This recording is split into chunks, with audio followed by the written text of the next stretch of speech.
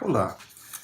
O enunciado da questão diz o seguinte: a base de concreto de um porão tem 11 metros de comprimento, 8 metros de largura, 0,2 metros de espessura.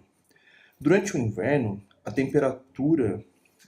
temperaturas são normalmente de 17 graus Celsius e 10 graus Celsius em suas superfícies superior e inferior, respectivamente.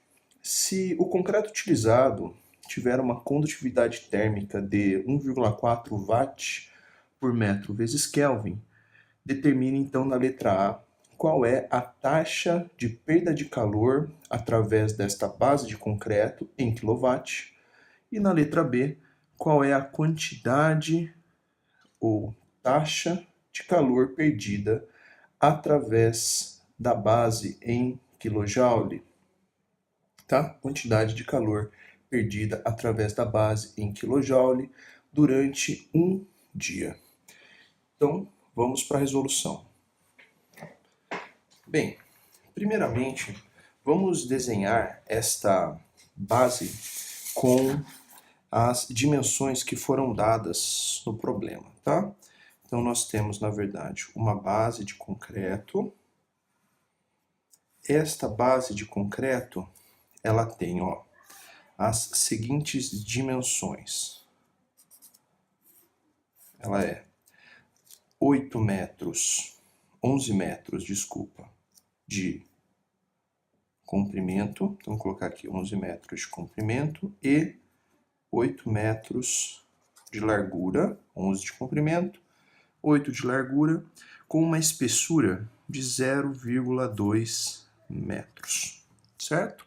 Ele fala o seguinte: durante o inverno, as temperaturas então são de 17 graus na sua superfície superior. Então a temperatura aqui, na parte de cima,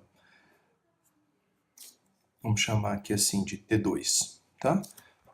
É de 17 graus Celsius.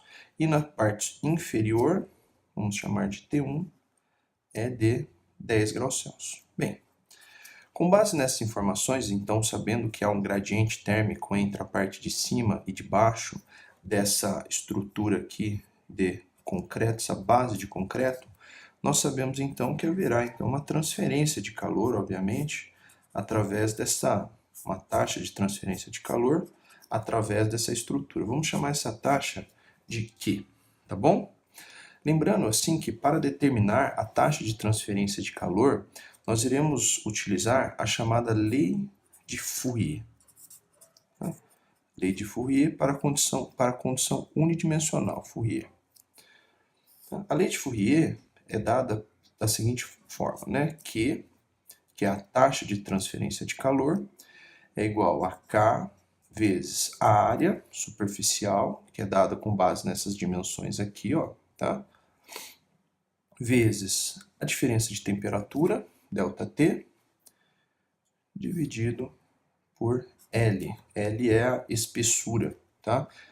O K é a condutividade térmica. Para o caso do concreto, e o problema nos informa que a condutividade térmica do concreto é de 1,4 watt por metro vezes Kelvin, tá?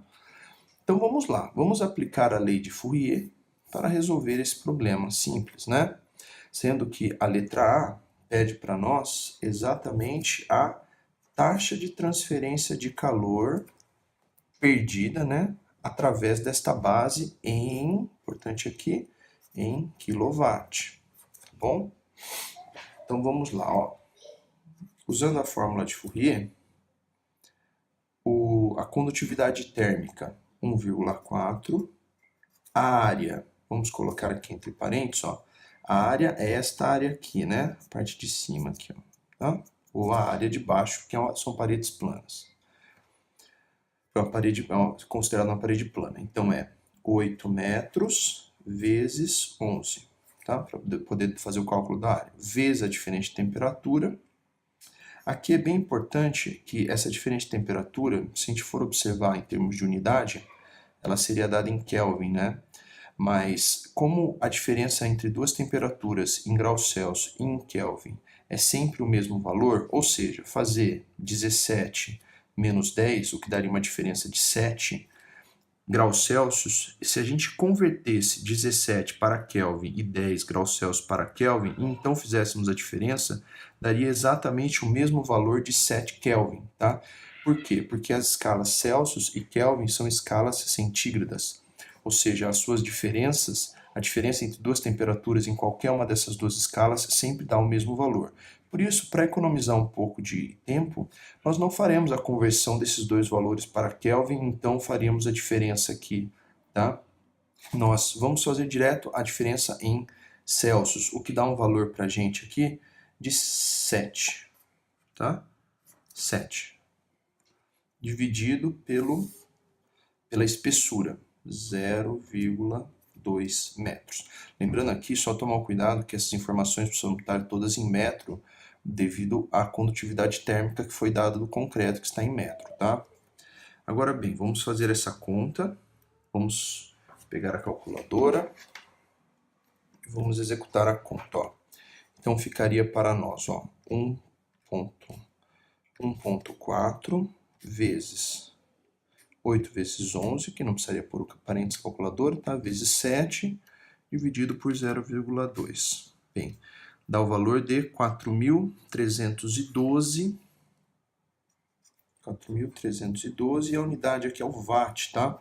Porque note que a condutividade térmica é escrita em watt. Só que o problema pede essa taxa em quilowatt, ou seja, de watt para quilowatt, basta dividir por 1000, né? Lembrando que o quilowatt, o K, é o prefixo 10 à terceira, tá? Em engenharia. Então, 4.312 dividido por 1000, para ser colocado então em quilowatt, ficaria 4,312, se assim quiséssemos deixar 3 casas decimal, quilowatt. Ok? Esse é a letra A. Agora, a letra B pede para nós a quantidade de calor perdida através da base em um dia, tá? Então, a quantidade de calor denotaremos pela letra Q, Q maiúsculo, tá? Agora, para lembrar, como que a quantidade de calor e a taxa de transferência de calor se relaciona. Basicamente, a gente escreve que a taxa de transferência de calor é a quantidade de calor por unidade de tempo, T.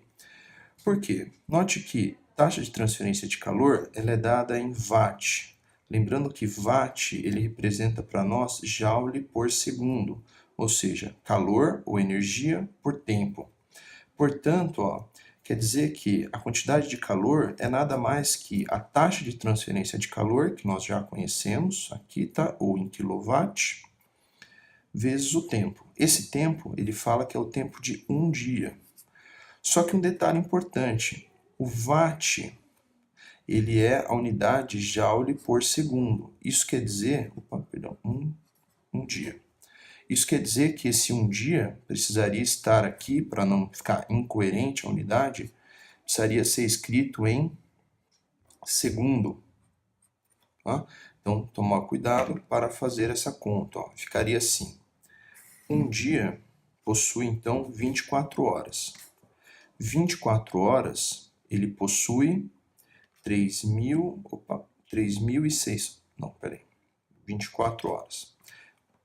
Uma hora possui 60 minutos, né? E 60 minutos possui 3.600 segundos, tá? Então, uma hora, 60 minutos e 1 minuto, 60 segundos, ou seja, uma hora, 3.600 segundos. Se a gente quer calcular um dia, ou seja, 24 horas em segundo, basta a gente multiplicar 24 horas vezes 3.600, pois essa é a quantidade que a gente tem para uma hora. Isso daria um tempo de 86.400 segundos. Essa é a quantidade de segundos que nós temos para um dia. Então, fazendo a conta para a quantidade de calor, nós temos a taxa em Já denotada em kWh, então ficaria assim, ó, 4,312 kJ por segundo, tá? Se a gente escreve em kilowatt só, aí aqui já fica kJ por segundo, tá? E se em watt, joule por segundo. Vezes o tempo em segundos, tá? 86.400 segundos. Então, fazendo a análise de unidade aqui, né, segundo com segundo, o que daria uma quantidade de calor de 4.312 vezes 86.400, tá? Então, vou colocar aqui desse lado. 4.312, 86.400, daria então, né, 1.556,8, tá? Kilojoule.